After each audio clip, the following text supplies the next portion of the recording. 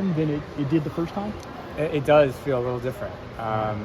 This every year there's just a new challenge, and this one was like, okay, I got hurt in April, and now it's like, can I make a team? I'm coming off cross training and pulling it together, and it's satisfying in a different way. What was the injury, Cody? It was something that's like my hip. I'm really not sure. We never quite figured it out, but like strengthening the hip really worked. And the great thing was Mike worked with me a lot, where like we just like focused workouts on what I need, and he would watch me, and I think that gave me a lot of confidence. Like what do you need, today? And he was really good at that. So I don't know what the injury was, but I pulled it together. And now and honestly, I had a good like aerobic base, and I think I can sharpen up now for Paris. How much cross training when did you get back to running? It wasn't. I think I started running May 1st. So how much time did you miss? Not that much time. I think 10 days. I missed 10 days, and but it was like at the end of April. 10 days at the end of April was kind of not ideal timing for the Olympic trials, but now it's like now it's looking pretty good. You know what I mean? Now I can come around and really sharpen up for Paris. How'd you feel coming in today, given that? Nervous. Yeah, I mean, no one likes to come into Olympic trials having not raced in 3 months. That was not ideal. I would have loved to race LA Grand Prix, but like I had just come off that injury and I needed to get some base. So nervous. Yeah, and even at 31, I thought like maybe I'd be more confident coming in, especially given last year. But nope, still just as nervous as normal.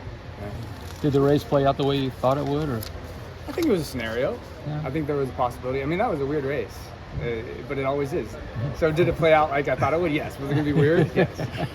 Yeah, so, I think that was a scenario we talked about. Like Grant could maybe go if there's 4 people left, he might take it out from further out. And if there's only 3 people left, he'll probably wait till the last minute kind of thing. And I think it played out. It was a hard way to run it. It wasn't an easy way. It's never an easy way to win to make an Olympic team, but that was definitely one scenario. Yeah.